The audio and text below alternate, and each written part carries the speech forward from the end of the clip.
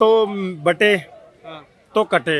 हाँ, अफगानिस्तान में 23% से खत्म हो गए, पाकिस्तान में 27% से 2% रह गए, बांग्लादेश में 27% से 8% रह गए, और उन 8% के साथ में भी अभी क्या हुआ आपने देखा ना, आरक्षण के मुद्दे पे हिंदुओं को घरों से निकाल कर मारा गया। वो मारे जा रहे हैं, रिंकू को मार रहे हैं, राहुल को मार रहे हैं, ध्रुव को मार रहे हैं, अंकित को मार रहे हैं, नारंग को मार रहे हैं, कन्हैया को मार रहे हैं, उमेश को मार रहे हैं, प्रवीण को मार रहे हैं, चंदन को मार रहे हैं, कमलेश को मार रहे हैं, निकिता को मार रहे हैं, अंकिता को मार रहे हैं, किस किस को नहीं मार रहे हैं। महालक्ष्मी को अभी परसों मारकर 30 टुकड़ों में भेजा है। देखिए भाई साहब, पुलिस का काम एनकाउंटर ही करना नहीं है कि आपने आदेश लिया कि एनकाउंटर ही करते रहे। उस पे पुलिस का काम है जांच करना। मैं बताऊं, पुलिस का काम है जांच करना, जांच करके और अपराधी को न्यायालय के समक्ष पेश करना। पुलिस का काम तो ये है कि जब एक आईपीएस रैंक के बंदे को एक 2 कौड़ी का गुंडा प्रयागराज से आकर अतीक अहमद नोएडा में चाटे मारने लग जाए और वो गाल पे चाटे खा ले, पुलिस का ये काम होना चाहिए। हाथरस की घटना को देखिए, उसमें भी जो है लोग ऊपर आए हैं, तो वो ऐसी बात नहीं है। हाथरस की घटना में जो दोषी थे ना, कोर्ट से बाइज्जत बरी हुए हैं। आपको नेताओं को 56 इंची नहीं दोगे? कौन से आप नेता ये को बताइए। यार? 352 बार एक आदमी को लॉन्च किया गया है, राहुल गांधी जननायक है, युवा नेता। तो सही, हाँ युवा नेता बता तो रहा हूँ। 56 साल का युवा नेता, 4 साल बाद जिसकी पेंशन लग जाएगी, वो युवा नेता जो इनसे भी बड़ा है 9 साल। नमस्कार, बहुत बहुत स्वागत है आपका हमारे चैनल पर। यूपी के मुख्यमंत्री योगी आदित्यनाथ ने एक बार फिर प्रदेश में एक ऐसा बयान दिया है जिसको लेकर हलचल मच गई है। मुख्यमंत्री साहब कहते हैं जितनी भी दुकानें होंगी सबके ऊपर दुकान के जो मालिक हैं उनका नाम होना चाहिए, जितने भी उनके जॉब करने वाले होंगे सबकी नेम प्लेट उनके ऊपर दिखी हुई होनी चाहिए। अभी कुछ वक्त पहले ही सुप्रीम कोर्ट ने ऐसे ही एक फैसले पर उनके रोक लगाई थी जो कांवड़ यात्रा के दौरान नेम प्लेट का दिया गया था। अभी इस पूरे मामले पर बात करने के लिए कुछ लोग जुड़े हैं, उनसे पूछते हैं, बात करते हैं। क्या देखते हैं, क्या नाम sir? Girish Sharma.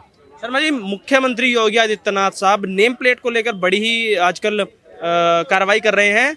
Supreme court ने तो रोक लगाई थी, लेकिन आज एक बार फिर बोल दिया कि दुकान जितनी भी होंगी सबके सामने नेम प्लेट होनी चाहिए। कैसे देखते हैं इस बयान को उनके? देखिए, सरकार के कार्य हैं, ये समय समय पर सरकारें करती रहती है। जब कांग्रेस की सरकार थी तो भी ऐसे ही होता रहा था। अब ये बीजेपी की कर रही है, तो बीजेपी की भी ये कर रही है, योगी बाबा कर रहे हैं, तो ये भी सरकारी कार्य है जो कर रहे हैं। इसे सरकार का एक कार्य समझा जाए, उसे ये ना किसी तरह उससे ना देखा जाए। विपक्ष तो कह रहा है कि हिंदू मुस्लिम करते हैं, बांट रहे हैं हिंदू मुस्लिम की राजनीति करके। देखिए, हिंदू जब चिल्लाए हैं, हिंदूवाद करें ज़्यादा, तो उसमें सामने वाले को भी एक मौका मिल जाता है। फिर वो जो है एक दो संप्रदाय के बीच में माहौल अच्छा नहीं बनता, बिगड़ जाता है। माहौल बिगाड़। हाँ, तो ये इस प्रकार के नहीं होना चाहिए। सभी भारत के नागरिकों को एक ही दृष्टिकोण से देखना चाहिए। जैसे सर कह रहे हैं कि बांटने की राजनीति कर रहे हैं, ऐसे फैसले योगी बाबा को देने नहीं चाहिए। चाहे वो बोले कि बटोगे तो कटोगे, एक रहोगे तो नहीं करेगा, ऐसे बयान कैसे दे सकते हैं मुख्यमंत्री साहब? सर पहली बात तो बटे तो कटे। अफगानिस्तान में 23% से खत्म हो गए, पाकिस्तान में 27% से 2% रह गए, बांग्लादेश में 27% से 8% रह गए, और उन 8% के साथ में भी अभी क्या हुआ आपने देखा ना, आरक्षण के मुद्दे पे हिंदुओं को घरों से निकाल कर मारा गया। उनकी बहन बेटियों के बलात्कार हुए, लाशों को फ्लाईओवरों से टांग दिया गया। ये देखा ना सबने, क्यों? क्योंकि बटे और कटे। कश्मीर छोड़कर भागना पड़ा। हिंदुस्तान के 9 राज्य आज ऑलमोस्ट इस्लामिक हो चुके हैं राज्य। क्यों हो गए? क्योंकि बटे और कटे। ध्रुव त्यागी मारा गया, जानते हैं ना ध्रुव त्यागी को क्यों मारे गए थे? ध्रुव त्यागी एक सौदा उनकी बेटी के साथ बदतमीजी कर रहा था और शिकायत करने गए थे। ये कसूर था उस बाप का, वो हिंदू मुसलमान करने नहीं गए थे। उनकी बेटी को छेड़ने वाले के खिलाफ शिकायत उसके माँ बाप से करने गए और माँ ने चापड़ दे के बोला कि मार दो। ये हमें सिखाते हैं। बटे थे इसलिए कटे। रिंकू क्यों मारा गया? रिंकू ने तो उसकी पत्नी को खून तक दिया था ना, लेकिन क्यों मार दिया गया? क्योंकि काफिर था।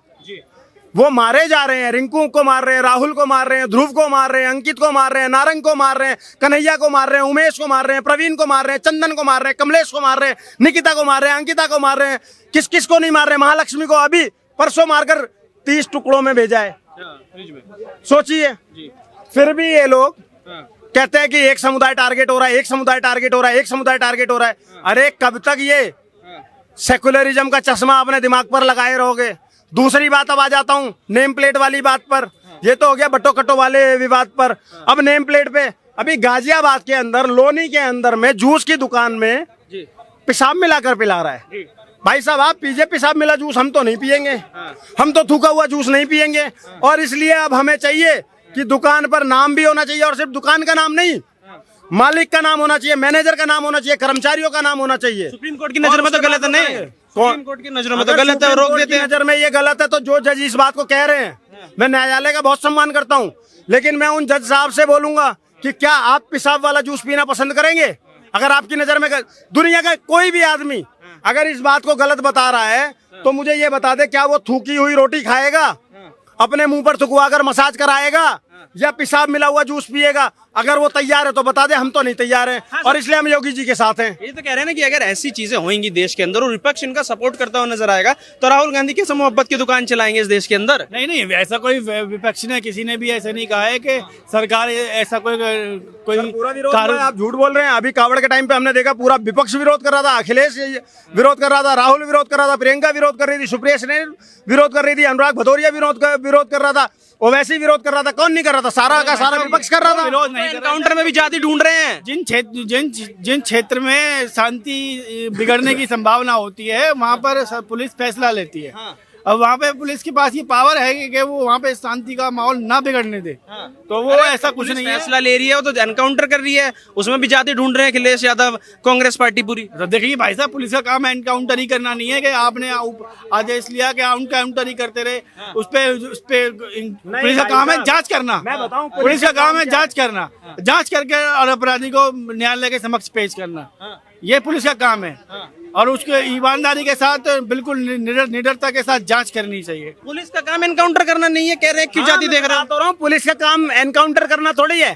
पुलिस का काम मैं बताता हूँ ना क्या है, कि जब मुख्तार अंसारी जैसा गुंडा थाने में ताला मारकर AK-47 लेकर घूमे ना, तो पुलिस उसको बाबूजी बाबूजी कह के उसके पैर दबाए। पुलिस का काम तो ये है कि जब एक IPS रैंक के बंदे को एक 2 कौड़ी का गुंडा प्रयागराज से आकर अतीक अहमद नोएडा में चाटे मारने लग जाए और वो गाल पे चाटे खा ले, पुलिस का ये काम होना चाहिए। अरे आज उत्तर प्रदेश पुलिस को एक जो सम्मान मिला है ना, वो उस भगवाधारी योगी आदित्यनाथ की वजह से, उस मठाधीश की वजह से मिला है, जिसने पहले मठ बहुत सुचारू रूप से चलाया और 7 साल से उत्तर प्रदेश की गद्दी को इतने शालीनता से चला रहा है कि जहां पर बदमाशों की ना हेकड़ी बन जाती है और कोई भेदभाव नहीं होता है। बदमाश चाहे विकास दुबे हो, बदमाश चाहे अतीक हो, बदमाश चाहे आपका ये यादव हो मंगेश, चाहे बदमाश ठाकुर हो, कोई भी होगा बदमाश होगा, गोली मारा जाएगा। और आज पुलिस को वो सम्मान मिला है। आज बदमाश पुलिस से डर रहे हैं, आज जमानत लेने से बच रहे हैं। नहीं तो हमने तो वो भी दौर देखा है, हम उत्तर प्रदेश से आते हैं, ये भाई साहब भी बुलंदशहर से आते हैं, मैं आजमगढ़ से आता हूँ। हमने वो दौर भी देखा कि सपा का एक झंडा लगाकर कोई वो नेता नहीं होता था, सिर्फ उसकी स्कॉर्पियो के ऊपर पे सपा का झंडा लगा होता था, पुलिस वाला हाथ नहीं देता था। पुलिस की इतनी दयनीय स्थिति कर दी थी। आज कम से कम पुलिस शान से ये बोल तो रही है कि हाँ, तुम करोगे, तुम बहन बेटियों को छोड़ोगे, ठोके जाओगे, तुम गलत करोगे, तुम्हारे घर बुलडोजर भी चलेगा। और ये सम्मान मिला उत्तर प्रदेश पुलिस को। मैं तो छाती ठोक के योगी जी के साथ और उत्तर प्रदेश पुलिस के साथ में हूँ। और जिसको इससे ऑब्जेक्शन हो, उसको शायद वही पुलिस चाहिए जो थानों में ताले लगवाती हो और बदमाशों के पैर दबाती हो। सवाल ये है ना कि 24 के चुनाव के बाद भी ऐसा माहौल आ गया, चाहे अयोध्या में 12 साल की दलित बच्ची का रेप हो, चाहे नवाब सिंह यादव जो थे उनके ऊपर रेप का आरोप लगना हो, 24 के बाद इतनी घटनाएं क्यों घट रही हैं और जातियां बार बार क्यों ढूंढ रहे हैं? तो भाई साहब, उसमें देखिए कितने लोग आए हैं, हाथरस की घटना को देखिए, उसमें भी जो है लोग ऊपर आए हैं, तो ऐसी बात नहीं है। हाथरस की घटना में जो दोषी थे ना, कोर्ट से बाइज्जत भरी हुए हैं। मैं भी हाथरस की घटना पे आज भी मुझे इस बात की तकलीफ है कि एक बेटी के साथ में ये सब कुछ हुआ, लेकिन उसके अंदर में पूरी जांच बैठी है, पूरा विपक्ष उसके पीछे लगा रहा और एक समुदाय विशेष को, ठाकुरों को बदनाम करने की पूरी कोशिश की। मेरी सांत्वना आज भी मनीषा के साथ है, वो हमारी भी बहन बेटी थी, उसकी हत्या कैसे हुई इसकी जांच होनी चाहिए। और आज भी मैं बोलता हूं, लेकिन जिनके ऊपर अपराधी जिनको बनाया गया और जिसकी वजह से एक सेकंड ठाकुर समाज को, अरे पूरा कोर्ट के अंदर से वो बरी हो गए ना। आप कहते हो, मुझे एक बात बता दीजिए, मैं एक सवाल छोड़ता हूं सिर्फ, केजरीवाल जमानत पर बाहर आता है और तुम उसको ईमानदार बता देते हो, और वो 4 के 4 बच्चे जेल में रहते हुए केस लड़ते हैं सबूतों से अभाव में, वो वहां से बाइज्जत बरी होते हैं क्योंकि पुलिस सबूत पेश नहीं कर पाई, CBI सबूत पेश नहीं कर पाई, और उसके बाद वो बाइज्जत बरी होते हैं, तो वो अपराधी हैं तुम्हारी नजर में। और तुम कब तक हाथरस के ऊपर रोटी सेकोगे, कब तक मणिपुर के ऊपर रोटी सेकोगे? संदेश खाली पर क्यों नहीं बोलते? अभी अभी तुम मोमिता पे क्यों नहीं बोलते हो? मोदी पे रोटी सेकोगे, मेरे ये बताइए। हमने मोदी पे रोटी सेकी नहीं, हमने मोदी पे रोटी सेकी नहीं, पे सत्ता लेते रहो, जो क्षेत्र में निकले वो जब तक ठोक के आपको नेताओं को 56 इंची कौन से नेता को?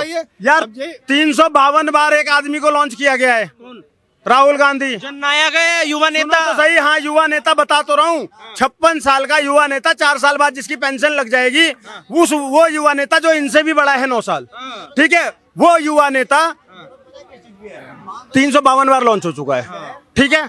हर बार जब वो फेल हो जा रहा है, यार चांद पे भी हम 2 से 3 कोशिशों में पहुंच गए, ठीक है, तीसरे में पहुंच गए, चांद पे पहुंच गए, साउथ पोल पे जाके तिरंगा लहरा दिया, लेकिन वो बंदा हर बार फेल हो जा रहा है, हर बार फेल हो जा रहा है। भाई साहब, कई बार गलती से टायर पंचर की नहीं होती है, कई बार इंजन खराब होता है, इंजन बदलिए। और राहुल गांधी में कौन सी क्वालिटी है प्रधानमंत्री बनने की कि उसे बना दें? पूछ लेते, बताइए। क्वालिटी है राहुल गांधी में? और जैसे उन्होंने कोर्ट पे सवाल पूछा, कोर्ट ने भाई इज्जत बड़ी कर दिया, और राहुल गांधी की क्वालिटी बता दीजिए। राजनीतिक परिवेश में बड़े हुए हैं, उन्होंने जो भी उनके मम्मी ने, उनके पापा ने, उनकी दादी ने, उनके दादा ने, जो राजनीतिक परिवेश में जिसमें वो पढ़ा, तो उनको अनुभव ज्यादा है, इसलिए मैं कह रहा हूँ। और ये जब अनुभव ज्यादा होता है तो वो देश का एक कुशल नेतृत्व करने की क्षमता रखता है। और लेकिन आप उस पे कभी पप्पू बोल देते हो, कभी कुछ। अब मैं बोलता हूँ, बताओ कहाँ से पढ़ के आए हुए हैं? विदेश से, कैम्ब्रिज। हाँ, कैम्ब्रिज से। अब वो वहाँ से पढ़े हुए हैं, और लेकिन आप उसको पप्पू बोले, तो बताइए पप्पू कौन हुआ? देखिए, मतलब कह रहे हैं पढ़ा लिखा व्यक्ति कैम्ब्रिज से, कह रहे हो तो और आप पप्पू कौन हुआ? मेरे गांव में पप्पू भैया है, हमारे पप्पू दुबे नाम है उनका, पीएचडी हैं, पीएचडी हैं पप्पू भैया, मेरे गांव के हैं, और बहुत सम्मान से नाम लिया जाता है उनका। अपना विद्यालय चला रहे हैं, पप्पू नाम में इनको समस्या नजर आ रही होगी, मुझे तो नजर। हिंदुस्तान में बहुत सी माओं ने अपने बच्चों को प्यार से पप्पू बोला हुआ है, पहली चीज। अब दूसरी सुनिए, राहुल गांधी के ऊपर इन्होंने कोरा झूठ बोला। मुझे विपक्षियों से यही प्रॉब्लम होती है कि वो राजनीतिक परिवेश में पले हैं। जब उनकी दादी मारी गई थी, वो हिंदुस्तान में नहीं थे, बाहर थे, वो तब भी अपने घर पे नहीं थे, अपने माँ बाप के साथ में। एक सेकंड, अरे यार, परिवेश में पलना, एक बच्चा बोर्डिंग में पल रहा है और एक दादी दादा के साथ पल रहा है, दोनों में फर्क नहीं है क्या? आप सुनिए, माइक में तड़ाइएगा। एक बच्चा बोर्डिंग में पढ़ रहा है और एक दादी दादा के साथ पढ़ रहा है, दोनों में फर्क नहीं है, जमीन आसमान का फर्क है। उनके यहाँ तक कि जब पिताजी भी मारे गए, वो तब भी हिंदुस्तान में नहीं थे, और आज भी वो दिल्ली में रहते हैं, अकेले हैं, शादीशुदा भी नहीं है, उनकी माता भी अकेली है, लेकिन माँ के साथ नहीं रहते। कौन से संस्कार की बात कर रहे हो यार? कौन सी भारतीय परिवेश में पले हैं वो? कौन से परिवेश में पले हैं जो एक अधेड़ आदमी अपनी बुढ़िया माँ के साथ दिल्ली में नहीं रह सकती है? जो एक अधेड़ आदमी अपनी बूढ़ी माँ के साथ में अंतिम समय में नहीं रह सकता है, वो हमें संस्कार सिखाएंगे। हाँ, ये आप कह रहे थे क्वालिटीज बहुत है, एक दो क्वालिटी गिनवाओ जो चुप हो जाए। बात तो दी, तो पढ़े लिखे वो राजनीतिक परिवेश में, राजनीतिक परिवेश में मैं भी हूँ। अब की बार कांग्रेस की पढ़ा लिखा मैं भी हूँ।